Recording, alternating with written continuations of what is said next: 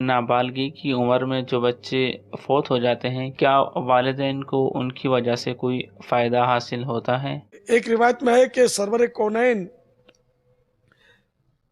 صلی اللہ تعالی علیہ وآلہ وسلم جب کسی جگہ تشریف فرما ہوتے تو صحابہ کرام علیہم الرضوان کا ایک گروہ بھی ساتھ بیٹھ جاتا۔ ان میں ایک صاحب کا ایک چھوٹا بچہ بھی تھا جو اس کے پیچھے سے آتا اور اس کے سامنے آ کر بیٹھ جاتا۔ جب اس بچے کا انتقال ہو گیا تو اس شخص نے اپنے بچے کی یاد کی وجہ سے اس حلقے میں آنا چھوڑ دیا۔ جب نبی کریم صلی اللہ تعالی علیہ وآلہ وسلم نے اسے نہ پایا تو فرمایا کہ فلاں شخص کو کیا ہوا؟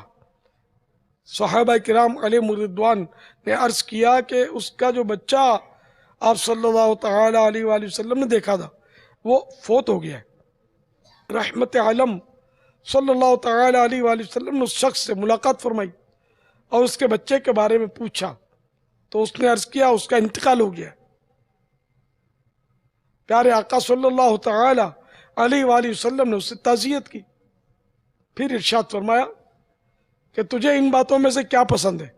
نمبر 1، تو اپنی عمر میں اس سے نفع اٹھاتا، اور نمبر 2، یا جب بھی تو جنت کے کسی دروازے پر جائے تو وہ تجھ سے پہلے وہاں موجود ہو اور تیرے لیے جنت کا دروازہ کھولے۔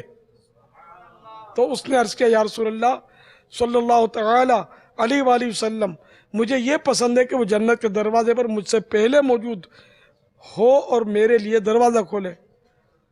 تو آپ صلی اللہ تعالی علیہ وآلہ وسلم نے ارشاد فرمایا تمہارے لیے یہی ہے۔